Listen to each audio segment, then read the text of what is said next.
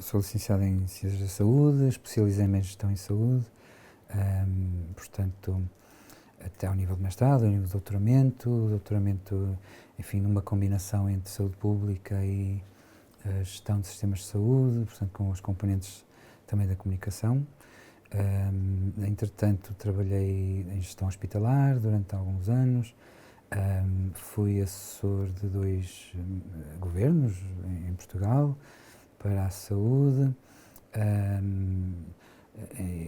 Depois, enfim, tive um trabalho internacional numa agência europeia, atualmente numa consultora norte-americana, e sempre na área da saúde, não é? Sou também fundador e editor de uma revista científica na área da gestão em saúde, portanto, uma revista internacional sediada em Oxford, que é o International Journal of Healthcare Management, e tenho sempre trabalhado nesta área do setor da saúde e nos últimos 12 anos com um envolvimento, de facto, na comunicação científica e na investigação, enfim, para além da colaboração com outras entidades. Portanto, atualmente também tenho projetos na China, no setor da saúde, e é essencialmente isso, portanto, é assim de uma forma geral. Eu, por acaso, estive na China em dezembro, não é? Mas, enfim, quando houve, digamos que a reação do governo chinês foi surpreendente para todos, não é? Portanto, é uma reação contextualizada, portanto, a China tem uma organização muito diferente da Europa, tem uma cultura muito diferente da nossa, portanto, e reagiu de uma forma que nunca tínhamos visto em várias décadas de crises de saúde pública, não é? Portanto, na Europa houve inicialmente um certo ceticismo, todos nos lembramos que os responsáveis, quer da Organização Mundial de Saúde, quer da DGS em Portugal, até diziam que o vírus não ia chegar a Portugal e que isto não era uma coisa muito séria, que de alguma forma era aceitável naquela altura pensar assim, não é? Depois a questão foi evoluindo e quando chegou à Europa, infelizmente chegou, digamos, entrou por Itália, não é? E houve uma reação que foi muito politizada, portanto, o governo italiano é um governo minoritário, tinha alguns problemas de popularidade, portanto, e reagiu de uma forma, eu chamaria populista, não é? Embora atualmente chama-se populista em quem pensa diferente, não é? Mas, na verdade, se vemos ações populistas, são aquelas que os governos europeus têm tomado em relação a esta crise. Portanto, e o que começamos a observar foi uma associação das decisões políticas às sondagens das preferências da população, no sentido de gerir a popularidade dos governos, não é? Ou seja, por efeito da grande visibilidade que a comunicação social deu ao caso e por efeito da lógica da comunicação social atual, portanto, que é essencialmente geradora de audiências, portanto, a comunicação social generalista cobre as questões não pela visão racional, mas pela visão emocional, não é? Isso tem um impacto emocional, nomeadamente gerar um medo na população. Portanto, e quando se gera um medo na população, os governos populistas, não é, reagem no sentido de tomar as medidas que as sondagens que eles fazem junto a esses segmentos da população preferem, não é? Portanto, e nós, aos poucos, a visão que se foi criando de um vírus apocalíptico, não é? Gerou na população um medo enorme e gerou nos governos a necessidade de parecer que estava a fazer alguma coisa para proteger a sua população deste vírus apocalíptico, não é? E quando isso acontece, não é, as pessoas que estão envolvidas na ciência, na investigação, etc., no setor da saúde, seja em que área for, percebem que é um momento para se estar calado, porque o discurso é irracional e politizado, não é? E foi o que fomos observando. Depois, de alguma forma, o que foi começando a acontecer, estou a falar numa perspectiva europeia, não é? Foi os governos tomarem medidas por imitação. Repare que o governo português anuncia sempre as suas medidas depois do governo espanhol, do governo italiano, do governo francês, não é? Portanto, eles ficam à espera, deixa ver o que é que os outros vão fazer, e a gente agora tem um menu de opções e optamos por aquilo que for mais conveniente no nosso discurso político e na nossa estratégia de manter a popularidade, não é? Portanto, não há aqui nenhuma racionalidade, estas decisões praticamente nenhuma tem evidência científica que a suporte, mas são as decisões que imitam os governos vizinhos e que garantem níveis de popularidade aos governos razoáveis, não é? E quando penso que foi em abril, maio, quando se falou do milagre português, não é? Eu por acaso, enfim, fiz um comentário numa conta LinkedIn que tenho, num fórum associado à Sky News, portanto apareceu, a Sky News fez uma pequena reportagem sobre o milagre português, não é? E nos comentários eu comentei, bom, é evidente que Portugal tem muito poucos casos porque praticamente não fez testes. Naquela altura, de facto, o número de testes que se fazia em Portugal era muito reduzido, portanto, é evidente que se criou a aparência de um milagre português, não é? E o que eu referenciei nesse tweet foi que, portanto, fizemos poucos testes e quando começamos a fazer testes, vão surgir muitos casos. Depois já falamos dos testes, não é? Mas é evidente, quando se começar a fazer testes, não é?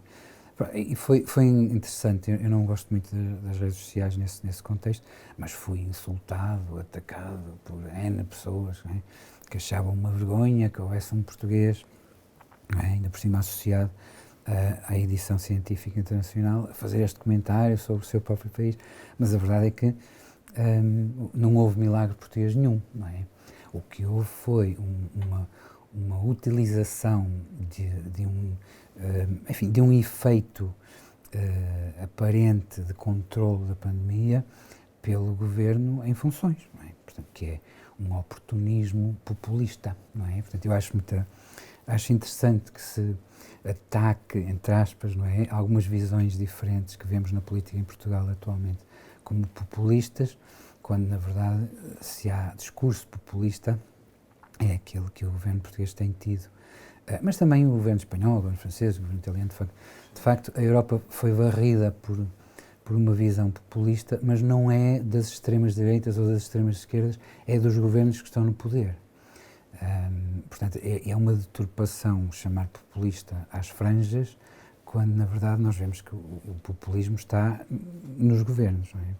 A exceção, graças às forças do universo, não é? Ou a Deus, a quem acredita em Deus, foi a Suécia, não é? Portanto, e é bom termos pelo menos um país que reagiu conforme as evidências científicas e as experiências anteriores de pandemias recomendavam.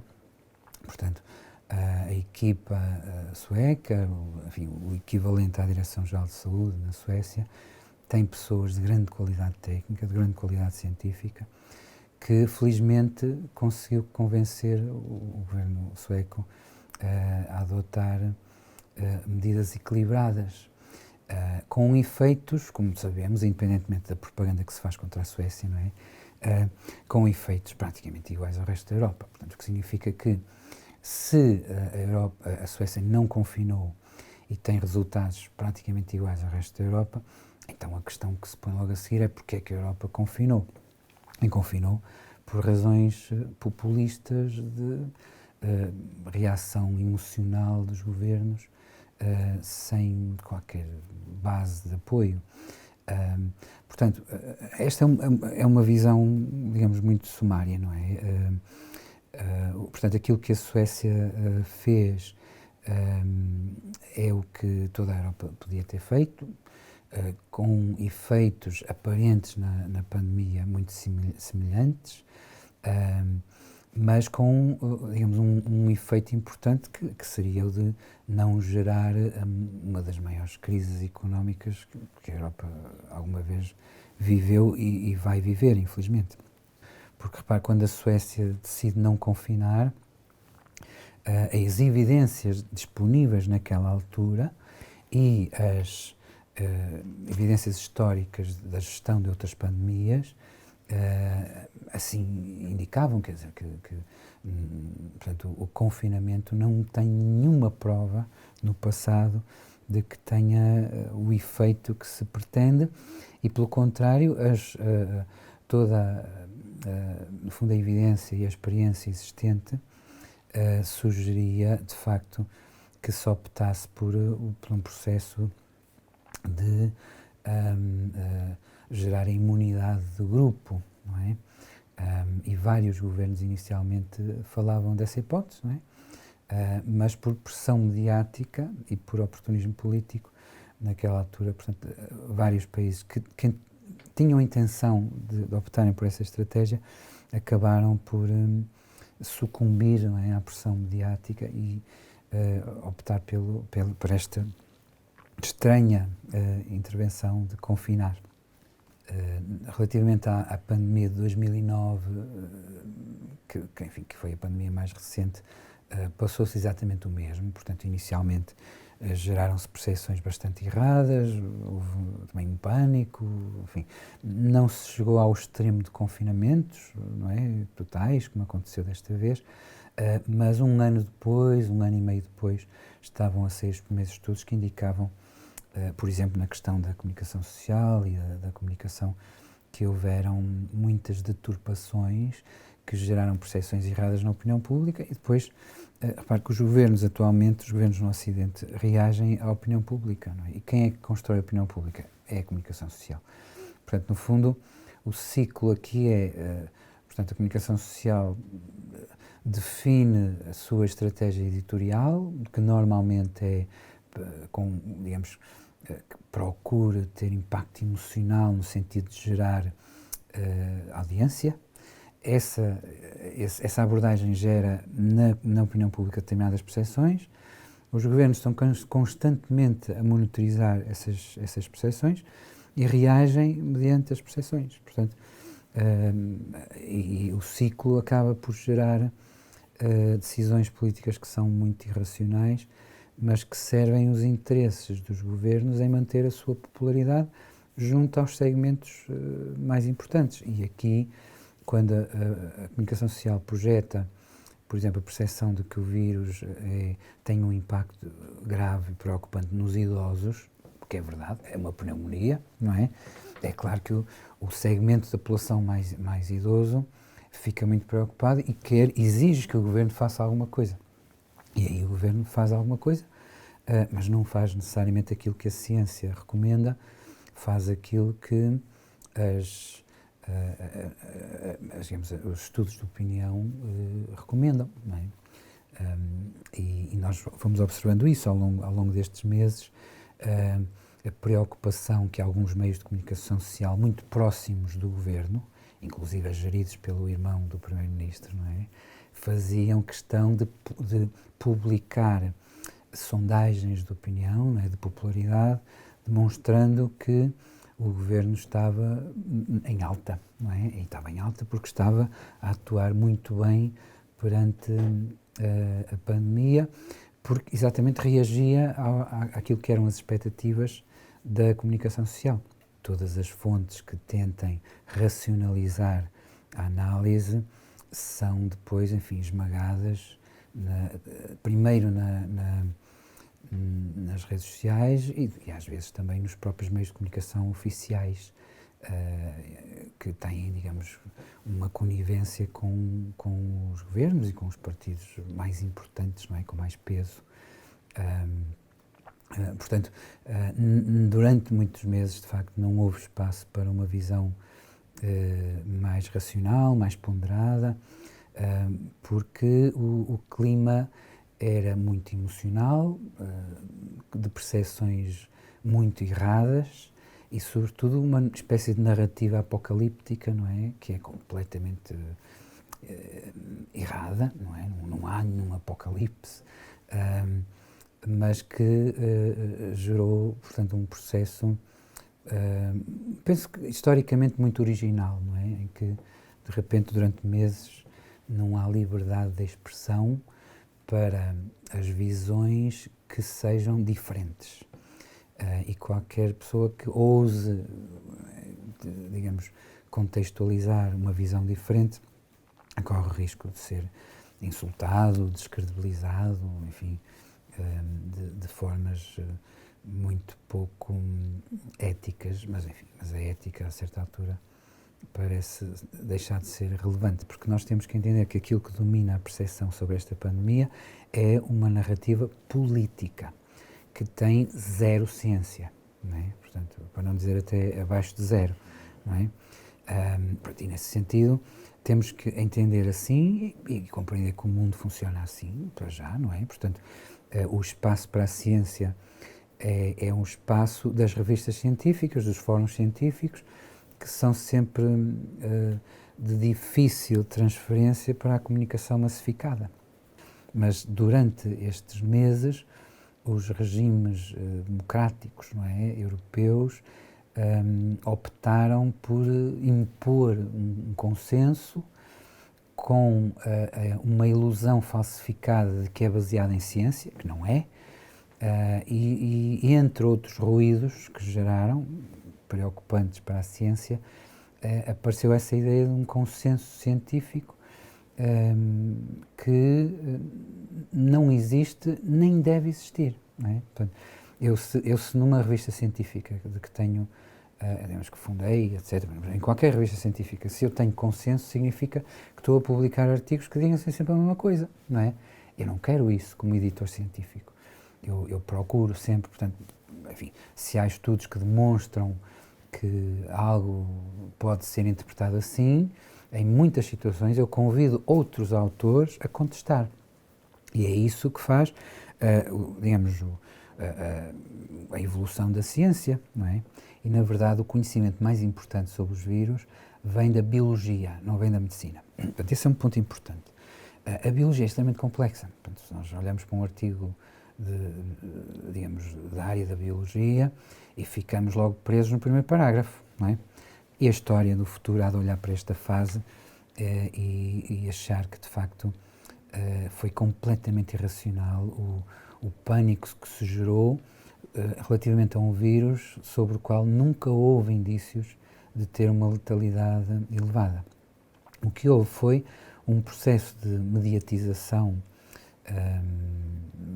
estranho, não é? Também há de ser investigado no futuro, porquê e como é que aconteceu, em que os números foram apresentados sempre descontextualizados e nunca comparados com outros vírus, com outras situações, e sempre criando uma narrativa de crescimento, não é? Portanto, de cada vez mais casos, cada vez mais mortes, gerando uma percepção que ao fim destes meses, não é? Estamos quase 9 meses depois, os números comparados com outros vírus nos anos passados são claramente inferiores. Portanto, e não há, digamos que uma justificação racional para nós termos, digamos, colocado o mundo perto do abismo, não é? Quando os números comparados com outras situações, com outras dinâmicas de vírus e bactérias, são de facto muito menos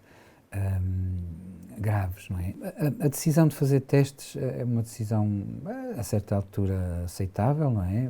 A questão é as dúvidas que surgiram sobre a eficácia do teste, não é? E surgiram logo no início, portanto não foi depois, mas inicialmente houve sempre algum receio das pessoas, biólogos, sobretudo biólogos, que perceberam logo, não é? Este teste não é reliable, não é?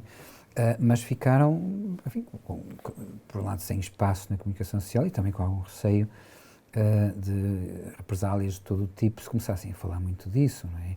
Portanto, as dúvidas sobre o teste existem, vão continuar a existir. Há de haver um momento num futuro próximo em que eu acredito que teremos liberdade de falar mais abertamente sobre isso. Neste momento ainda é difícil porque estamos em cima da situação e, neste momento, instalaram-se interesses económicos muito poderosos, não é? Isto também não é conspiração, é um facto, né, à volta do dinheiro que se faz com o teste. E mais adicionalmente, as pessoas devem perceber que neste momento médicos e enfermeiros estão a ter rendimentos extra elevados graças à situação de Covid. Portanto, de alguma forma, os médicos e os enfermeiros não são responsáveis, não estão a fazer nada para piorar a situação, como é evidente, estão a fazer o seu melhor, mas também estão confortáveis até certo ponto com a situação, porque passaram a ter rendimentos bastante mais interessantes, merecidamente, não é? Porque estão a ser colocados sob pressão, mas isso também coloca-os numa situação em que, mesmo que se apercebam da irracionalidade da situação, uma vez que também estão confortáveis a ver o seu ordenado ser compensado, enfim, não se vão envolver muito ativamente para, de alguma forma, questionar aquilo que é feito, não é? Nomeadamente tudo o que está instalado à volta dos testes, não é? Alguns países conseguiram manter portanto, os doentes não Covid a receberem os cuidados de saúde necessários, não é? Portanto, não foi uma fatalidade de todos os sistemas de saúde. O que vai dar pistas para um futuro debate, não é, que seja mais aberto no futuro, não sei se já é o momento de nós podermos começar a contextualizar que alguns governos foram absolutamente irresponsáveis na forma como focaram toda a sua intervenção no Covid-19 e de forma irresponsável, portanto, negligenciaram os doentes não Covid. Portanto, isto porquê? Porque, uma vez mais, casos como a Suécia, não é? Há sistemas de saúde, aqui vários, que conseguiram manter, portanto, os doentes não Covid com as respostas que necessitavam e responder ao Covid-19. Portanto, um governo qualquer, se for o caso do português, que nos diga, nós reagimos desta forma e negligenciamos, porque não tem outro nome, negligenciamos os doentes não Covid, porque tinha que ser, e já podemos contestar, bem, não tinha que ser, porque há alguns sistemas de saúde europeus que não o fizeram. Portanto, conseguiram manter a resposta de que os doentes não Covid necessitavam, eventualmente com alguns atrasos, mas não, digamos, a situação em que de repente os doentes não Covid não têm sequer resposta nenhuma. Não é? E os efeitos dessa irresponsabilidade também já foram identificados, não é? Já houveram algumas indicações em alguns países, inclusive em Portugal, que demonstraram um aumento de óbitos não Covid, não é? Em relação a anos anteriores, não é? E que é natural, muito natural, que grande parte desse aumento seja devido a pessoas que tinham quadros clínicos graves, não é? Doenças crónicas, etc., que descompensaram e, não tendo o apoio que tinham de antes, entraram numa situação de fatalidade. Portanto, é um embaraço para os sistemas de saúde. Os governos, de uma forma já, podem tentar fugir ao embaraço, dizendo que não havia outra forma de gerir isto, tínhamos mesmo que negligenciar os doentes não Covid, mas, felizmente, para o discurso e para o debate, há alguns sistemas de saúde que provam que não é? Tal como a Suécia prova que não era necessário confinar, há alguns sistemas de saúde que provam que não era preciso negligenciar os doentes não Covid para responder ao Covid. Não é? Assim, de uma forma objetiva, não tenho dúvidas nenhuma que a Suécia é um exemplo que, no futuro, depois de passar esta fase populista dos governos, etc., enfim, e até depois destes governos saírem, não é? Porque eu acredito que quando houver eleições na maior parte dos países europeus, os governos atuais vão ser corridos, porque as pessoas vão perceber que os erros foram demais. Nessa altura, normalmente quando vem um governo novo, há mais liberdade para se falar do que se fez de errado no passado recente. Portanto, mas a Suécia, de facto, será o caso que demonstrará no futuro, enfim, como recomendação de gestão de sistemas de saúde em contextos de pandemia. De qualquer forma, de uma maneira geral, o importante é haver transparência. Não penso que seja relevante neste momento pormos em causa a credibilidade da Organização Mundial de Saúde, porque aprendeu a lição de 2009, não é? Não vejo processos estranhos no discurso da Organização Mundial de Saúde. O que vejo é interpretações dos governos de coisas que a Organização Mundial de Saúde não disse. Não é? Isso tenho visto. De facto, governos que justificam determinadas intervenções dizendo que foi a Organização Mundial de Saúde que recomendou, e nós vamos ver o que a Organização Mundial de Saúde escreveu e não era nada daquilo. Não é? E um aspecto, por exemplo, muito, muito claro é o uso de máscaras. Não é? Portanto, há governos, nomeadamente o governo português, não é? Que diz à população que está a forçar a utilização de máscara porque a Organização Mundial de Saúde recomenda, e isso é falso. Portanto, se as pessoas forem ao site da Organização Mundial de Saúde verem qual é a recomendação, portanto, primeiro ponto, a Organização Mundial de Saúde, para se proteger, e bem, não é? Proteger do futuro, do julgamento que a história vai fazer, tem claramente escrito que as máscaras vulgares não dão grande proteção. Primeiro ponto, não é? Segundo ponto, admite que as pessoas podem usar, que eventualmente poderá haver contextos em que a máscara possa promover algum nível baixo de proteção. Mas especifica os conceitos, os contextos, não é? Que é precisamente o que a Suécia fez, que é, ninguém é obrigado a usar máscara, mas se estiverem em contacto com alguém que está infectado com esse vírus ou com outro, se for um vírus infeccioso, não é? Podem usar máscara, não é? Mas advertindo que a máscara tem um limite de proteção, inclusive de tempo, não é? Portanto, ao fim de X horas, não é? As máscaras perdem a efetividade. Portanto, mas não há, digamos que a Organização Mundial de Saúde tem recomendações que são, de facto, equilibradas com a evidência científica existente. Portanto, não diz nunca que as máscaras têm um nível de proteção elevado, especifica os casos em que as pessoas podem usar máscara, e que são destes. Portanto, se estivermos em contato com alguém infectado ou se nós próprios estivermos infectados. Isto é senso comum, não é? Portanto, os vírus não fazem o que a gente lhes diz, né? Muito menos fazem o que os governos gostavam que os vírus fizessem. Portanto, os vírus têm enfim, uma evolução própria e, infelizmente, não é? Infelizmente para todos, quer para a indústria farmacêutica, quer para as populações, a evolução de alguns vírus é muito rápida, o que significa que a indústria não tem, digamos, tempo suficiente para produzir as vacinas com as estirpes mais recentes, não é? De uma forma simplificada, não é? E isso, naturalmente, que vai implicar que, por vezes, há vacinas que são colocadas no mercado, que foram produzidas a partir de estirpes que já não são as principais estirpes que estão a circular. Portanto, discurso político de um lado, discurso de interesse comercial por outro, e depois temos uma terceira dimensão que é a evidência científica, não é? Portanto, a evidência científica é praticamente inexistente, porque anúncios feitos pela própria indústria não são evidência científica.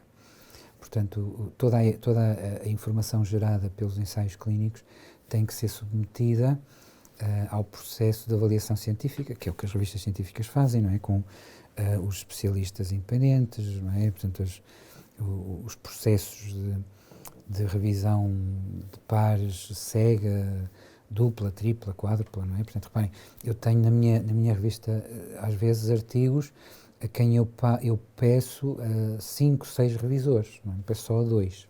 Eu só sou obrigado a 2, não é? Para estar indexado. Mas há certos artigos que eu gosto de ter vários especialistas a ver o artigo e, de uma forma independente, não é? A darem feedback aos autores, não é? E quando, por exemplo, um artigo científico produzido à volta de um ensaio clínico sobre uma vacina é publicado numa revista científica, passou pela análise anónima de vários especialistas, não é? Que normalmente põem em causa a metodologia, as amostras, as técnicas utilizadas, etc. E pedem aos autores que expliquem como é que fizeram isto, como é que fizeram aquilo. E isso é o que dá credibilidade à comunicação científica, não é? Portanto, a comunicação científica não é a opinião de um departamento de marketing de uma empresa. Quem alegadamente é afetado pelo vírus, como resultado do tal teste, indiciam de facto uma enorme incidência sobre as pessoas idosas, não é? Portanto, depois aquelas faixas de pessoas, enfim, com idades menos avançadas, estão sempre em minoria, portanto, que justificação é que se pode dar? Não há justificação científica, portanto, mas pode de facto haver uma decisão política. E depois há, de alguma forma, o trabalhar os lobbies, não é? Portanto, se de facto as companhias aéreas exigirem que as pessoas para entrar num avião tenham que ter uma espécie de prova de que foram vacinadas para este vírus, estamos num problema muito complicado, não é? De qualquer forma, isso acho que são ideias que como se diz na gíria, manda-se o barro à parede a ver se pega, não é? E muitas vezes essas ideias, como sabem, não é? Vocês que trabalham em comunicação, são lançadas para testar a opinião pública. E depois os governos percebem que vai haver muita resistência deste grupo, daquele, e eles, como estão sobretudo interessados nas questões eleitorais, às vezes recuam, não é? Acredito que os idosos, os segmentos idosos, como foram colocados sob digamos, uma pressão de medo, sejam a favor de que toda a gente seja vacinada, não é? Que é aquele comportamento estranhíssimo do idoso que nos persegue porque temos o nariz de fora, não é? Até nos atiram pedras ou mandam-nos para a fogueira, não é?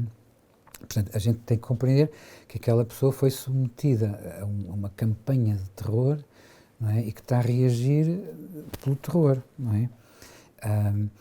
E esse segmento pode, de facto, ser a favor, em termos de opinião pública, de que a vacina seja dada a toda a gente. Portanto, se neste momento a única coisa que vemos a chegar aos UCI são casos Covid-19, não é o histórico que temos. Portanto, não tenho uma resposta, não é? Mas podemos sempre olhar, que é o que podemos fazer na ciência, não é? Que é olharmos para o passado e constatamos que o fenómeno no passado, os fenómenos passados não significaram que, por estarmos a atingir as tais 30 camas que nós temos instaladas, não podemos fazer mais. Porque os hospitais, as unidades de cuidados intensivos, os hospitais em Portugal, têm sempre feito mais. E não abre notícias, não há noticiários, nem cria a ideia de que o sistema está a entrar em colapso, não é? Portanto, de facto, o sistema está muitas vezes perto do colapso, mas lá consegue responder. Portanto, acho que há, uma vez mais, é a irresponsabilidade dos editores generalistas que fazem uma antecipação do colapso dia a dia, que é o Hospital X tem 30 camas de limites. Hoje já tem 25 doentes. Amanhã já tem 27. Ou já tem 28. Olha, atingiu o limite. É o colapso. Nunca foi assim. Portanto, é uma narrativa que, do ponto de vista da gestão hospitalar, é quase que anedótica, não é? Porque se há mais doentes a necessitarem de cuidados, nas unidades de cuidados intensivos, os hospitais, no passado, têm sempre encontrado soluções. E isso não implica o colapso do sistema. A visibilidade que isto ganhou é que, de alguma forma, deturpa a realidade da gestão hospitalar. Portanto, a gestão hospitalar tem perfeita capacidade de responder acima da capacidade que tem instalada, como sempre fez no passado. E que foi a utilização dos, portanto, enfim, de técnicas que se vieram a demonstrar desnecessárias, não é? Nomeadamente os equipamentos de ventilação, não é? Portanto, inicialmente, naquela fase de pânico e de aparente desconhecimento, não é? Portanto, ventilaram-se muitas pessoas indevidamente e logo em abril surgiu um primeiro estudo, seguido logo de outro nos Estados Unidos, não é? Que demonstrava que estavam-se a provocar mortes por ventilação excessiva. Portanto, o que é que estava a acontecer? No início, não é, todo doente que chegava a um hospital era imediatamente ventilado. Portanto, se era Covid-19, ventilado. E rapidamente se percebeu que não era necessário em todos os doentes e que, infelizmente, de uma forma muito nefasta, essa ventilação desnecessária gerou mortes. E os estudos iniciais indicavam que alguns, entre os 30% a 40% das mortes atribuídas ao Covid-19 nos primeiros meses, foram por ventilação indevida. O que significa, de uma forma objetiva, que esses números iniciais deviam ser retirados da lista de óbitos, porque de facto a causa de morte não foi Covid-19, foi ventilação desnecessária. Felizmente, os investigadores, enfim, equipas de investigação dos Estados Unidos, rapidamente se aperceberam que aquilo era um erro, publicaram a sua investigação e pelo mundo fora, muito discretamente, deixou de se ventilar. Portanto, não foi um erro propositado, evidentemente, ninguém pode acusar os profissionais de saúde de terem ventilado desnecessariamente as pessoas para lhes fazer mal, foi por efeito da irracionalidade, do pânico e de recomendações muito vagas, enfim, que levaram a que durante algum tempo se adotasse um procedimento que na verdade punha em risco a vida das pessoas. Quando se deixou de ventilar, não é? Não sendo necessário, a coisa equilibrou.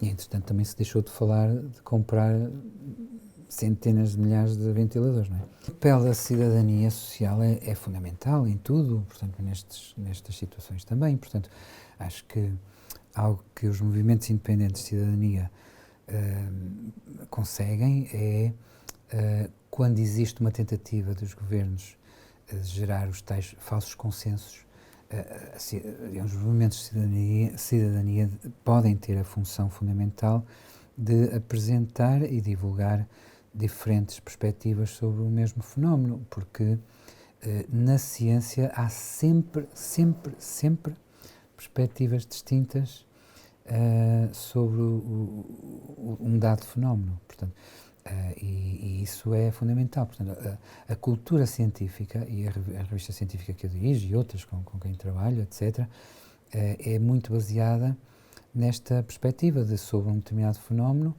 nós, na edição científica, queremos ter 2, 3, 4 visões distintas, porque é da combinação depois dessas formas de questionar, não é?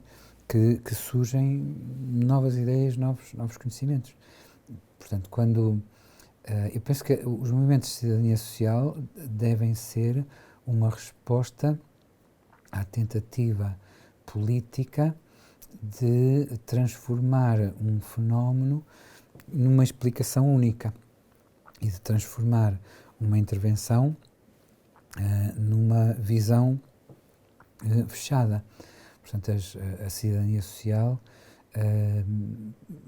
de facto é um contributo fundamental para quebrarmos esses falsos consensos, porque não tenham dúvidas que na ciência não existe nunca consenso científico, não é? Portanto, consenso científico é uma ideia, chamemos até propagandística, não é? De um governo que quer implementar um pensamento único à volta de um determinado fenómeno, não é? Portanto, isso na ciência não existe e enquanto a ciência tiver alguma independência, isso será sempre visível, não é? Enfim, neste caso, o que podemos ter é a tal dimensão intermédia de que falava há pouco, não é? Portanto, a dimensão política, a dimensão económica, a dimensão científica. Portanto, temos aqui no meio uma dimensão económica que por vezes influencia as outras duas, não é? Mas sobre isso a cidadania social, os movimentos de cidadania têm conseguido de uma forma geral denunciar, não é? Demonstrar por vezes as ligações que podem existir entre determinados elementos, interesses, pessoas, etc., que contextualizam uma visão adicional, não é? Eu não vi, mas se o Hermano José disse que daqui por uns anos vamos sentir ridículos por usarmos máscara, acho que devemos entender o que ele quer dizer. Portanto, o Hermano José é uma figura, uma pessoa muito inteligente, não é? Que já teve grande influência na sociedade portuguesa e que merece respeito pelo espírito crítico que sempre teve, não é? Bem, embora, enfim, de vez em quando ali um bocadinho mais alinhado, mas é uma figura da sociedade portuguesa que se contestou dessa forma, acho muito, muito bom. Portanto, eu faço um apelo então a que adotemos a perspectiva do Hermano José, não é? Como eu disse, eu não vi, mas imagino, não é? Do que conheço do Hermano José. Numa perspectiva menos leve, enfim, os apelos aqui serão, de alguma forma, de equilibrar e contestar a visão única, não é? Portanto, o procurarmos algum espaço em que interpretações não consensuais possam ser analisadas, discutidas de uma forma equilibrada, é um apelo que se pode fazer, não é? Mas não é um apelo muito fácil porque os governos em geral, na Europa e em Portugal em particular, têm, digamos que uma série de pessoas que trabalham no sentido de descredibilizar qualquer processo que questione as decisões tomadas pelos governantes, não é? Portanto, e neste momento são processos muito ativos, sobretudo nas redes sociais. Mas também há muita conivência entre os editores generalistas e o posicionamento dos partidos. Portanto, aqui houve uma espécie de consonância de interesses. Os editores generalistas, porque a narrativa como está gera, portanto, audiências importantes, não é? Os governos, porque têm, enfim, momentos eleitorais a chegar e querem que a população percepcione todas as suas intervenções como as únicas intervenções possíveis, não é? Como forma a justificar os efeitos desastrosos que ocorreram na sociedade portuguesa. Por exemplo, quando o atual Primeiro-Ministro fala da crise provocada pelo Covid-19, é uma deturpação, é uma falsificação da realidade. O vírus, não é? Admitindo-se que o vírus não é o vírus que tem sido apresentado, não é? Não provocou crise nenhuma. O que provocou crise foi a forma irracional como os governos reagiram, portanto, à situação, não é? Portanto, a crise económica em Portugal é provocada pelo governo, não é provocada pelo Covid. E insisto neste tema, neste ponto, que apesar de toda a propaganda que quer apagar essa realidade, o exemplo da Suécia é muito claro. A Suécia não tem crise económica. Tem praticamente as mesmas estatísticas que os outros europeus. Portanto, há um país que atuou como nós também podíamos ter atuado. Portanto, quando o Primeiro-Ministro em Portugal diz que nós fizemos o que tinha que ser feito, porque só isto é que era possível fazer, felizmente a Suécia demonstra que não é verdade.